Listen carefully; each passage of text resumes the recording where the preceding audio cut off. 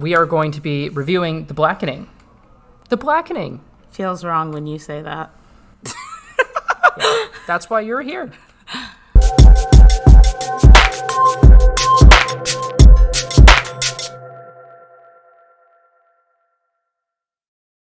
Let's review The Blackening, shall we? Yeah. So, The Blackening is kind of taking this concept of who dies first in a horror movie when the whole cast is black. Fantastic concept. Am I right? It honestly, yeah, because why is it always black people that die first? One, you saw it in Scream. My cameraman that's the black dude, he's like, and see, the problem with this entire movie, what black people are you convincing to go to a cabin in the middle of nowhere? Right. I don't. Especially one that you aren't familiar with or something like in a predominantly white area. We're sourcing the areas. I sourced my trip to Denver. That drive, I was like, what gas stations can I stop at? Yeah. Yeah. No, I just mean, I'm like, I guess, like, you can tell those, like, the main couple is supposed to be a little bougier, so, like... Like the couple at the beginning? Yeah. Okay. It's supposed to be a little bougier. So, like, you know, you kind of lose that, like... I can buy myself into the room. It's like the concept that happens. Mm-hmm. That's a topic of conversation in the black community. So, The Blackening is directed by Tim Story. I don't know who that is. He's done all of the ride-alongs. He also directed... Is he white or black? I believe he's black. He directed the first Fantastic Four movie, the live action. He is black. I'm always CEO of, like, black people can make jokes at the expense of black people. And so I was having a great time. I was like, yes, absolutely.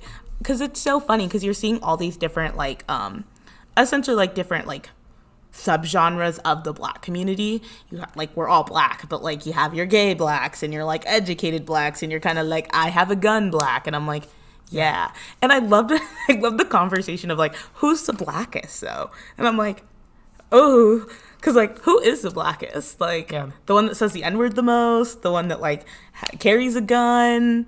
Like, what are we equating our blackness to? And I just find that super, like, humorous, especially because, like, I've been on the butt end of the joke of, like, they had that conversation of, like, the mixed character being like, I'm the entire time I'm white, except for now that when it's who's the blackest, I'm the blackest. Like, no. And I just relate to that a lot because, like, you've seen my mom. Yeah. My mom's white and Mexican, which, like, you can't. Bro, I'm kind of looking melanated. I've been in the sun. I was laughing. I was cackling. There was another couple in the same, like, row as us that was also brown, and they were, like, laughing, and I was like, you guys get it. And I kind of, like, looked at Jared. I was like, are you allowed to laugh at that? Well, like, there were, I was laughing at points too. I think it was really weird because we had the AMC staff do something that I don't like. Like, when I was managing theaters, I'm not gonna say which, but when I was managing theaters, what I would do is basically block off a slot on a really slow night so that the actual showing was private for the staff, and then I had that playing, and they could just hop in when they were finished with doing all of the closing tasks. These employees decided to just come in to a public show, which is fine, but, like, it was really weird because they're sitting behind us and they are not making a peep at this movie. Not one. We're all, like, laughing and having a good time with it, and everyone behind us was just like... A microaggression, if you will. Yeah. They made the most of the budget. It's not a big budget at all.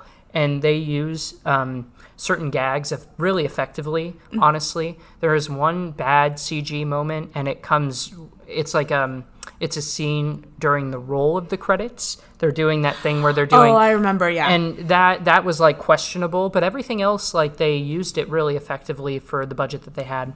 Respectfully for me, I don't think you're convincing me to play the game. Mostly just because, like, one... I don't like complex games. Seems a little complex. Two, it's got a black face in the middle of it. Like, I would have preferred them to do, like, a burnt chicken nugget or, like, literally any other, like, semi-racist thing you could have done. Y'all did the most. The most. Who made that? I want to know. Yeah, good point. Because if I like stumbled into this Airbnb and there was a game sitting out on the counter and it was like the white savior or the whitewashing, I would be like, I'm not touching that. Like, not happening for me today. I also just wouldn't have, like, after I saw that gas station, I'm good. Right, yeah. I would have canceled. I would have been like, I really like you guys. This cabin isn't giving good vibes. Coincidentally, Tim Story is also doing the adaptation of Monopoly. Oddly enough, I saw that in pre-production on his IMDb page, and I was like, oh, okay. Going from the Blackening to Monopoly. Interesting. If I were to say, like, oh, if you like the Blackening, you should also watch this, there's not really, like, another, like, movie in that, like, vibe. Because it's almost like this, it reminds me a lot of, like, Scream. Because it's, like, a horror movie, but it's also kind of funny.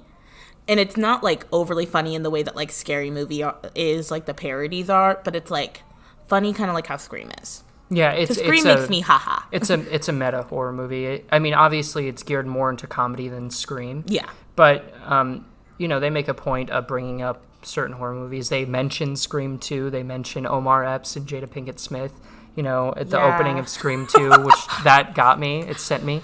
Overall, I had a good time with it. Yeah, that is pretty much all we have to say about The Blackening. It's not a super deep movie, but if you want to have a good time, you want to laugh a little bit, horror's your genre, you want to see a new take. Yeah, I would say this is pretty open. Like, it's not an Evil Dead Rise, it's not gore in your face 24/7. So it definitely hits the market of being more general audience friendly than something like Evil Dead Rise. Go see it. Go see it. If you're wondering if you should see The Flash or you should see The Blackening, The Blackening. Probably The Blackening.